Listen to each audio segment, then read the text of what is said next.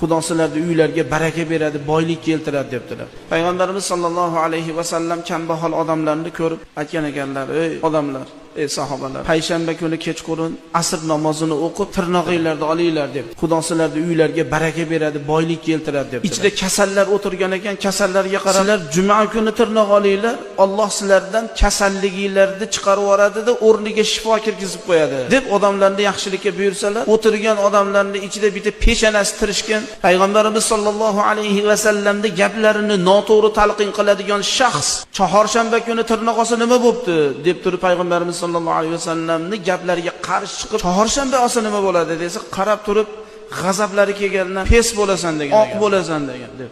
O'tib o'tmasdan deydilar, chorshanba kuni tirnoqni qasddan olayotganligi uchun deydilar, Alloh unga shu kasallikni yuziga solib qo'ydi. Payg'ambarimiz sollallohu alayhi va sallamning mana bu gaplari bilan tirnoq olishlik makruh bo'ldi deydi.